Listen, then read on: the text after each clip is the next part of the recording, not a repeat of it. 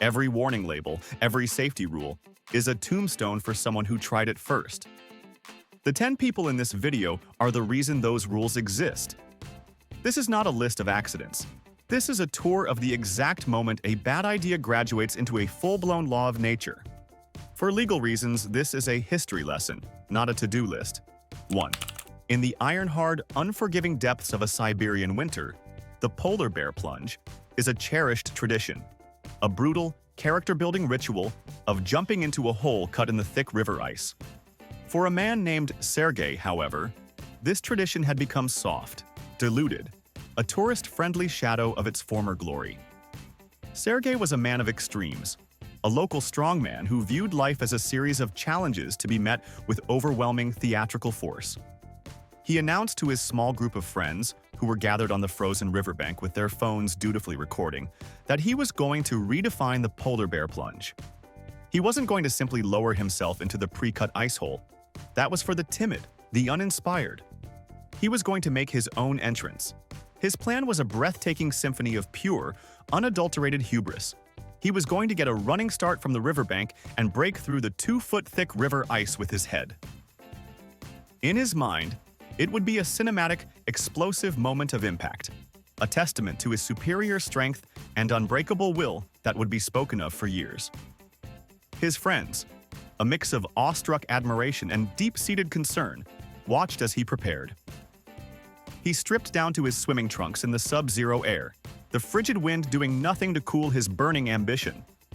He did a series of theatrical, muscle-flexing warm-ups, psyching himself up for his one-man war against the frozen water. He was not just a man. He was a human icebreaker, a force of nature about to collide with another. He backed up a good 30 yards, pawing at the frozen ground like a bull. He took a final deep breath of the crystalline air, and he sprinted. He was a blur of motion, his powerful legs churning, his eyes locked on the spot on the pristine white ice he had chosen for his glorious, head-first impact. He launched himself into the air, a perfect, muscular, flying arc of overconfidence. He had envisioned himself shattering the ice in a spectacular explosion of frozen shards, emerging from the water with a triumphant roar. But 2-foot-thick Siberian river ice is not a Hollywood prop made of sugar glass. It is a solid, unyielding, and completely unforgiving surface with the structural integrity of reinforced concrete. The sound that echoed across the silent winter landscape was not a spectacular splash, but a dull, sickening, and deeply anticlimactic thud. The sound of his skull making direct, high-speed, and irreversible contact with the ice. He didn't break the ice. The ice broke him. He was knocked unconscious instantly, his body going limp in midair before sliding, quietly and unceremoniously, into the pre-cut ice hole a few feet away, sinking like a stone into the black, frigid water below. His friends' cheers of encouragement turned to confused, horrified silence. His quest for a grand, explosive entrance had ended with the quietest, most permanent exit imaginable. 2. The American Fraternity House is a unique crucible of youthful energy, a place where legendary acts of comedic genius and life-altering disasters are often separated by a single, beer-soaked decision.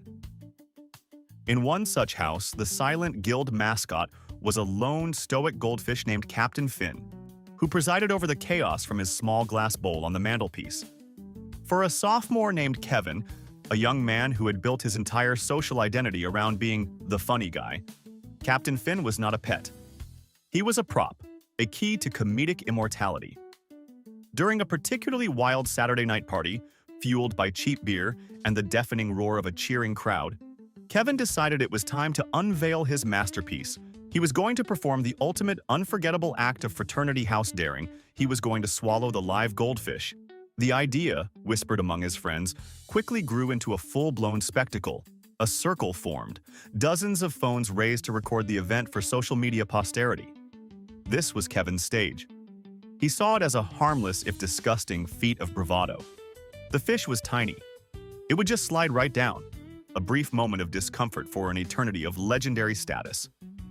With the theatrical flair of a rock star, he plunged his hand into the fishbowl, scooped out the flapping, terrified Captain Finn, and held him aloft for the crowd to see.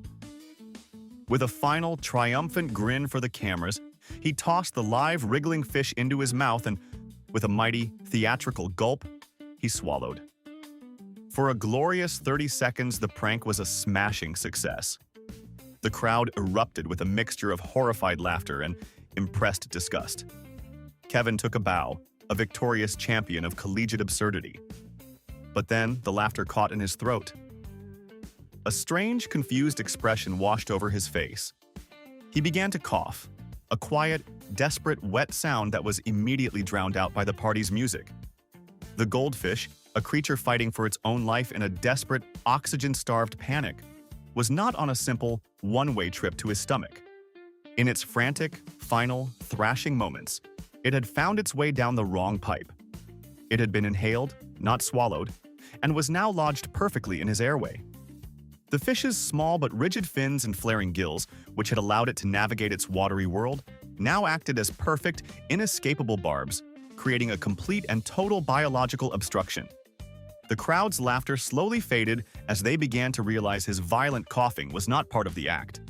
His face, once flushed with victory, began to turn a disturbing, dusky shade of blue. The prank, the one that was supposed to make him a campus legend, had turned into a silent, horrifying, and incredibly swift personal tragedy. He had wanted to be the life of the party, but in a final, deeply ironic twist, he had been silenced by the very thing he was trying to turn into a punchline. 3. The modern office is a carefully calibrated environment of quiet productivity, a place where the greatest danger is usually a paper cut or a passive-aggressive email from accounting. For an office worker named Gary, however, the afternoon was about to take a turn into the realm of industrial carnage. It was Friday, a mere half-hour separating him from the sweet, liberating bliss of the weekend, and his final task was being obstructed by a machine he privately referred to as the Devourer. The office's industrial paper shredder, a hulking beast designed to turn entire phone books into confetti, was jammed. A less ambitious colleague had attempted to shred a thick, 3-ring binder, and the machine's powerful gears were now locked in a silent, plastic and metal stalemate. The blinking red jam light on its control panel seemed to mock Gary personally. The company's official protocol for such an event was a soul-crushing bureaucratic nightmare. Call maintenance, fill out a form in triplicate, and wait. This process, Gary knew from bitter experience, could take hours, turning his Friday afternoon into a Friday evening. He was not going to let that happen. He was a man of action, a problem solver. His plan was simple, direct, and born of a potent cocktail of impatience and a deep-seated belief that he was smarter than a machine. He was going to clear the jam by hand. In his mind, the logic was flawless. The machine had stopped moving, therefore it was off. Therefore, it was safe. The single, most critical step in any interaction with a powerful piece of machinery, physically unplugging it from the power source, he dismissed as a tedious, unnecessary formality for the overly cautious. He peered into the shredder's menacing toothy maw, located the mangled remains of the binder, and with the unearned confidence of a bomb disposal expert, he reached his hand deep into the mechanism. He grabbed the twisted piece of plastic and began to wrestle with it, a modern-day hero battling a plastic dragon. For a moment, it seemed his bravado was justified. The plastic shifted, and with a final triumphant tug, he pulled it free.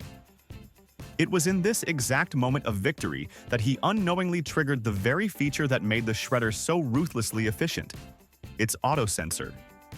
The machine's electronic brain, no longer sensing the resistance of a jam, did precisely what it was programmed to do. It detected a new, soft, fleshy object in its feed slot, Gary's hand, and dutifully, instantaneously, re-engaged its powerful high-torque motor to pull the new object in for immediate and total destruction. There was no warning roar. There was just a quiet, efficient whir as the hardened steel rollers grabbed his fingers with an unstoppable, crushing force. The time for regret was measured in milliseconds. He had been so utterly focused on beating the clock, on liberating himself for the weekend, that he had forgotten the one, simple, immutable rule of the workplace: the machine is always, always stronger. His 30-second shortcut to freedom had just turned into a permanent, bloody, and deeply ironic Friday night deadline. 4. The modern gymnasium is a cathedral of self-improvement, a place where iron is religion, and personal records are a form of prayer. In one such cathedral, a man named Chad was the most fervent and most obnoxious of all disciples. Chad was not there for quiet, methodical progress. He was there for the spectacle.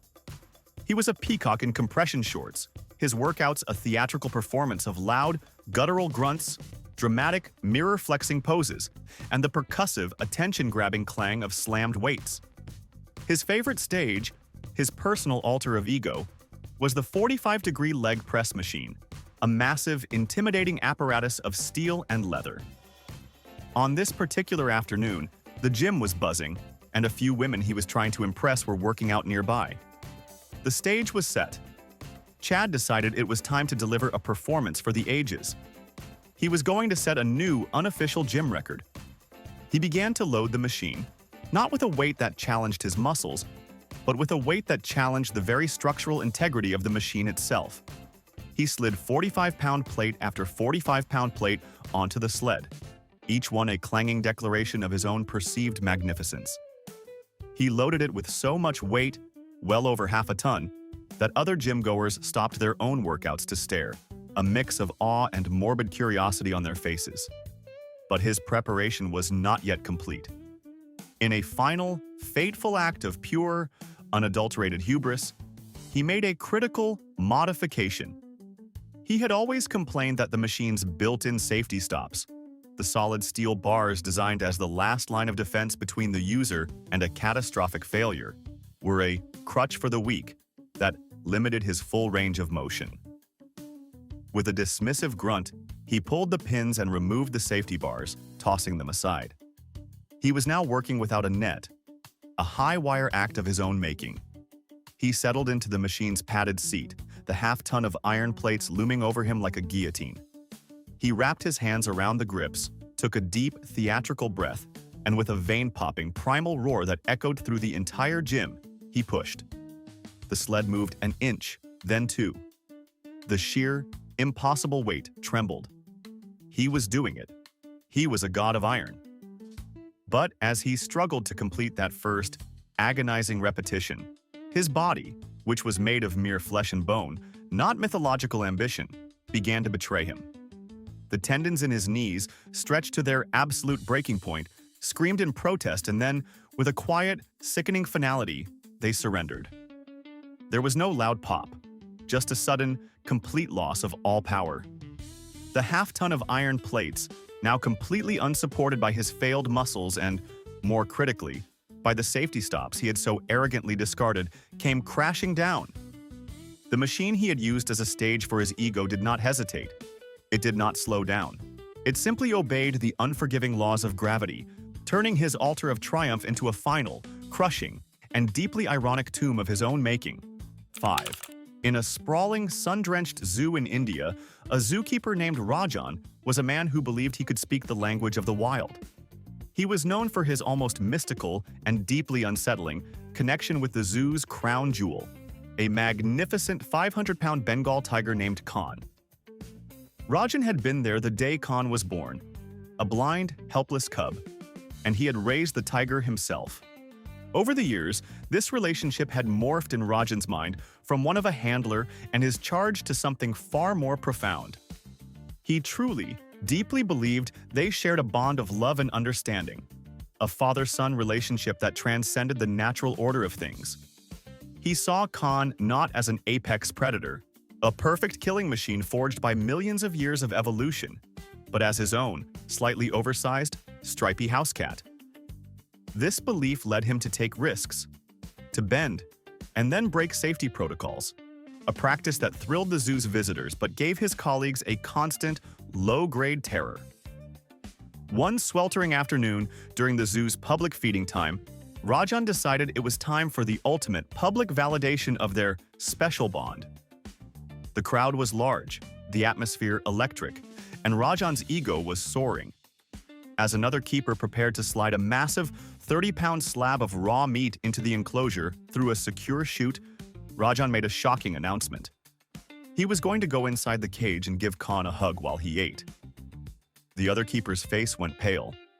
He pleaded with Rajan, reminding him of the cardinal, unbreakable, #1 rule of handling big cats: you never ever, under any circumstances, interact with them while they are feeding. It is a moment of pure primal instinct, a time when all training, all familiarity is instantly and completely erased by the raw, bloody imperative of the kill. But Rajan just smiled. A serene, knowing, and deeply condescending smile. "He knows me," he said calmly. "We are family." He unlatched the heavy gate and stepped inside. The tiger, which had been intently focused on the arriving meat, looked up, its yellow eyes registering Rajan's presence. Rajan approached slowly, his arms outstretched, his face a mask of serene love. He saw a moment of interspecies connection about to unfold. The tiger, however, saw something very, very different. It saw a familiar, two-legged creature, a creature it associated with the delivery of food, conveniently wrapping its soft, fleshy arms around its dinner. The tiger's brain did not process this as a hug. It processed it as a direct physical challenge to its most valuable resource. In a single, fluid, and horrifyingly silent motion, it acted. There was no roar, no warning. It simply clamped its massive, bone-crushing jaws down. The crowd's collective gasp of wonder turned into a collective scream of pure terror. Rajan's deeply held belief in a love that could conquer nature, in a bond that could tame the wild, was proven fatally, horrifically wrong. 6. In a small, historic town in Germany, a man named Klaus was a man who felt he was born in the wrong century. He was a passionate, almost fanatically dedicated medieval history enthusiast, a man who saw the modern world as a pale, uninteresting shadow of a glorious, armored past. His passion was on full, magnificent display at the town's annual medieval festival. While other attendees were content with cheap, plastic-horned helmets and polyester tunics, Klaus was a purist. He would arrive each year clad in a full, authentic, and breathtakingly expensive suit of 15th century Gothic plate armor. It was his masterpiece, a gleaming, articulated shell of hand-hammered, polished steel, weighing over 80 pounds. He was a magnificent, if slightly comical, sight, clanking his way through the festival grounds, a living, breathing museum exhibit who insisted on paying for his bratwurst with historically inaccurate currency. On the day of the festival, Klaus was in his element. He reveled in the adoration of the crowds, posed for hundreds of photos, and, most importantly, dedicated himself to the most authentic medieval pastime of all, drinking copious amounts of strong, dark German beer. All day long he drank, each trip to the beer tent a slow, ponderous, and very noisy undertaking. As evening fell and the festival wound down, Klaus, now thoroughly and completely intoxicated, began his slow, clanking, and unsteady journey home. His path took him along the banks of a small, picturesque river that flowed through the town. In his drunken, armor-encumbered state, his heavy, steel-soled boots were no match for a slick, moss-covered stone on the riverbank. He lost his footing. It wasn't a dramatic, flailing fall. It was a slow, majestic, and completely irreversible tipping, like a statue being gently pushed from its pedestal. He toppled face first into the river. The water was barely 2 feet deep, a depth a small child could easily stand up in. But Klaus was not a small child. He was a man encased in 80 pounds of unforgiving, medieval steel. The immense, top-heavy weight of the armor, particularly the heavy breastplate and the vision-restricting helmet, pinned him instantly and immovably face down in the muddy riverbed. He was a turtle flipped on its back, completely and utterly helpless. He struggled, but his drunken, uncoordinated thrashing was useless against the crushing, indifferent weight.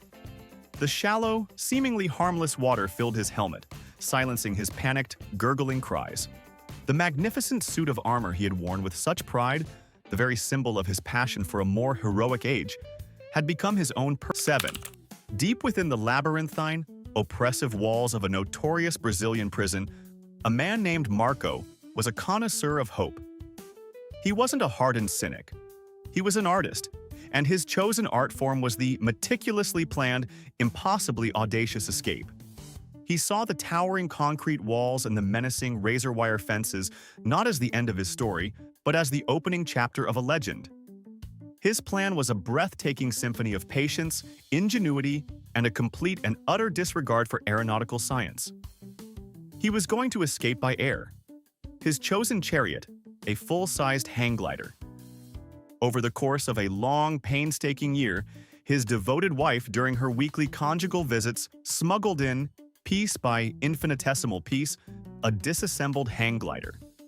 The hollow, lightweight aluminum tubes were disguised as components for a prosthetic leg.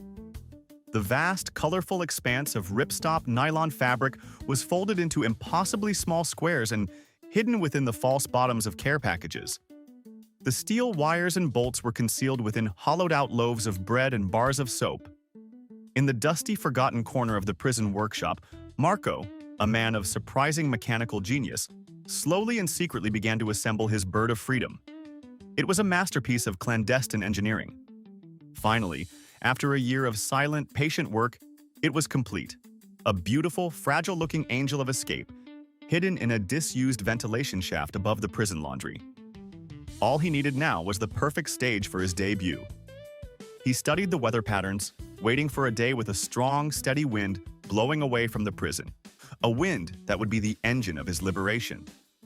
The day finally arrived. During the chaotic hubbub of a midday shift change, he made his move. He retrieved his hang glider, made his way to the flat, sun-baked roof of the main cell block, and stood there for a moment, a triumphant, almost mythical figure silhouetted against the vast blue sky. Below him lay the prison, a gray, concrete symbol of his captivity. Before him lay the open air, the infinite, intoxicating promise of a new life. The plan had been executed to flawless perfection. There was just one tiny, single, catastrophically overlooked detail in his year-long magnum opus. Marco had never, not once in his entire life, actually flown a hang glider before. He had studied diagrams. He had watched grainy videos. In his mind, the physics were simple. You run, you jump, the wind cradles you, and you soar like an eagle. He strapped himself into the harness, his heart hammering with a cocktail of terror and pure, uncut ecstasy. He gripped the control bar, took a final look at the prison he was about to leave behind forever, and with a defiant, triumphant yell, he ran towards the edge of the roof and leaped into the void. The wind, as predicted, caught the massive 20-foot wing of the hang glider. But it did not lift him in a gentle, graceful ascent. The powerful, unpredictable gust swirling around the prison's architecture grabbed the glider like a child's toy in a hurricane, instantly flipping it upside down and turning it into an uncontrollable, flapping mess. He had no idea how to correct, how to steer, how to counter the violent, malevolent forces he had just unleashed. He was no longer a pilot. He was a ragdoll, a passenger on a chaotic, out-of-control ride to oblivion. Instead of soaring to freedom, the wind slammed him, with incredible, bone-shattering force, directly back into the side of the very prison he was trying to escape.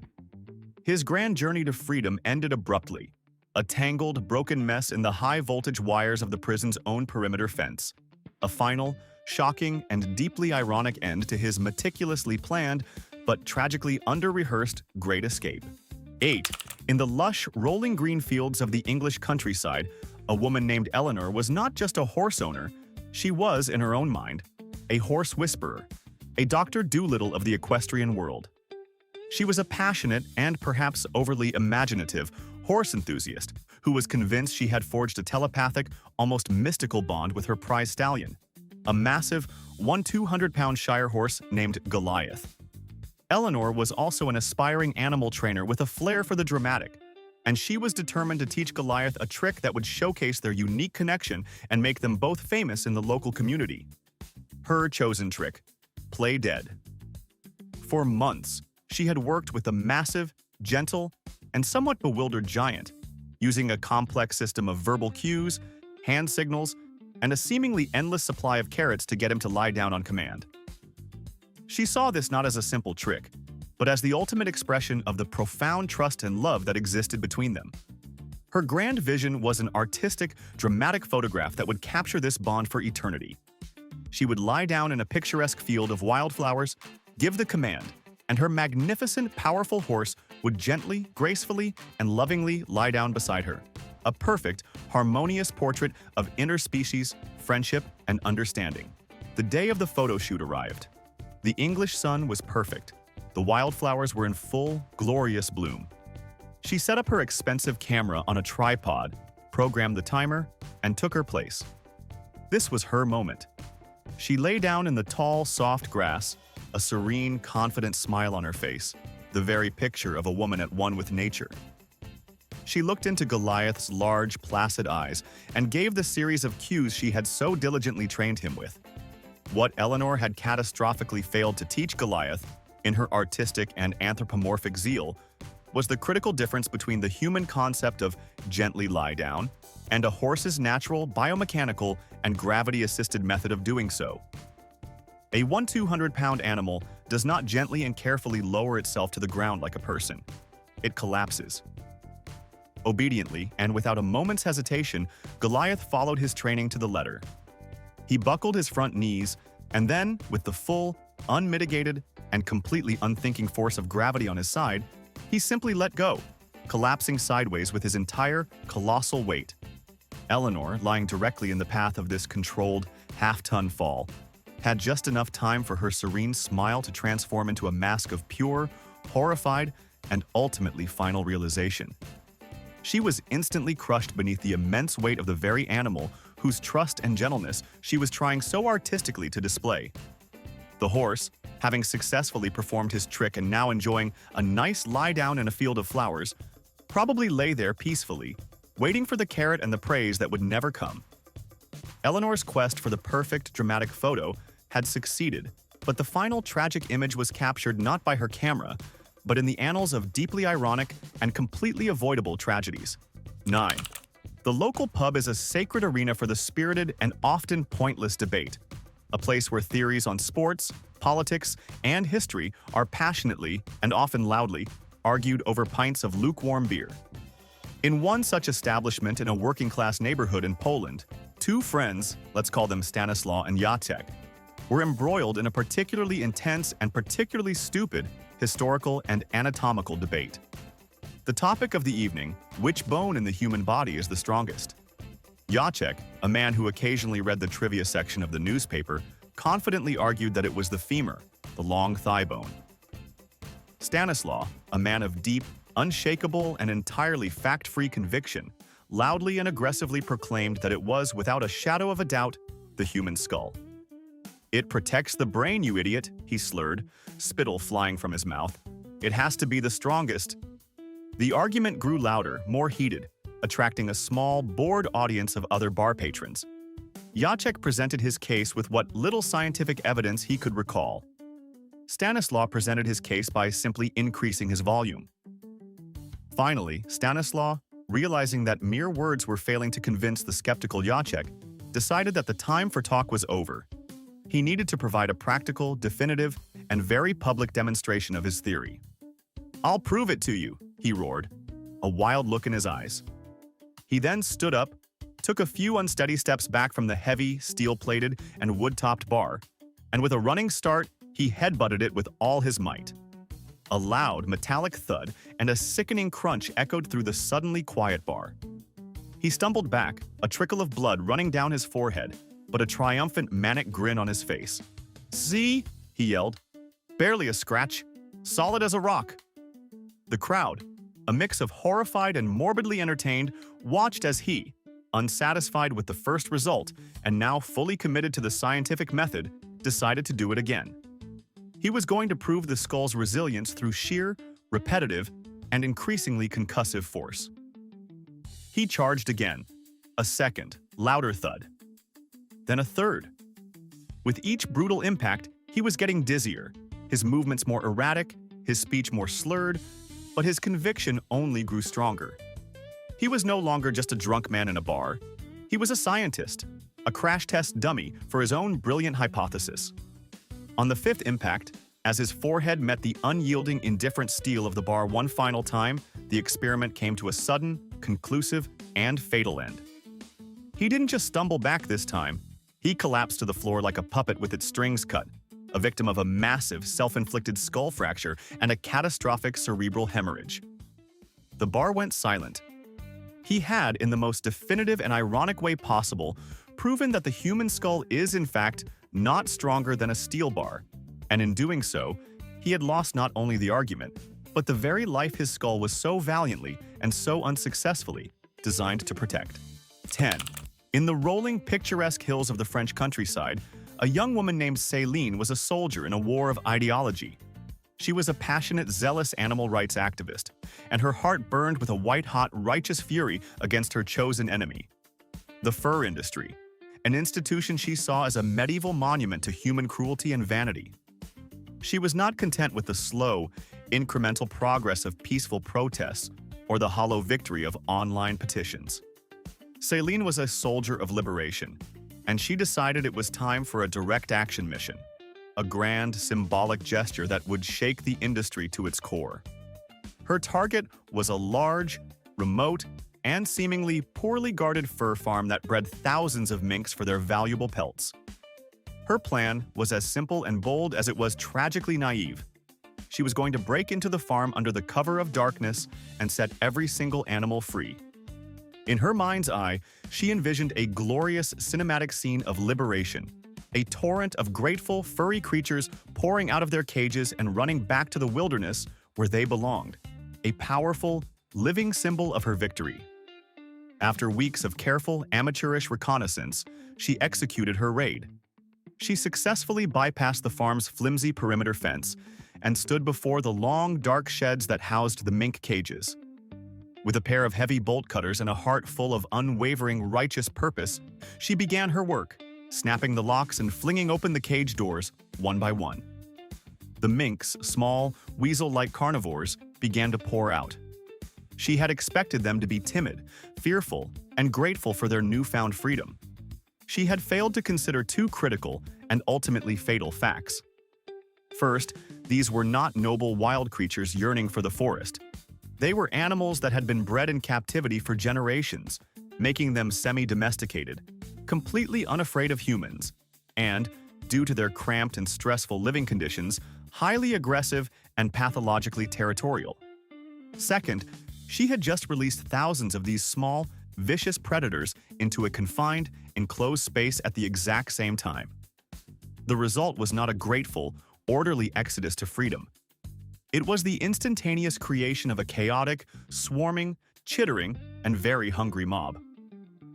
The minks, agitated, disoriented, and now faced with thousands of rivals in their immediate territory, did not run for the woods. They turned on the only other living, warm-blooded thing in their immediate vicinity, her. She was swarmed, a living island in a furry, writhing sea of teeth and claws. They were not large, but there were thousands of them, and their small, needle-sharp teeth were viciously, brutally effective. Her grand, romantic dream of being a liberator, a savior of the animals, had turned into a horrific, real-life, waking nightmare. She had come to the farm to save the animals from a cruel fate, but in her profound and tragic misunderstanding of their true nature, she had only succeeded in offering herself up as their final, gruesome, and deeply ironic meal. All right, time for some brutal honesty in the comments. I want you to name a common safety rule, at work, on the road, anywhere, that you personally think is completely pointless and you ignore all the time. Let's see who's living on the edge. If you're thankful you're still alive to comment, prove it by hitting the like button and subscribing.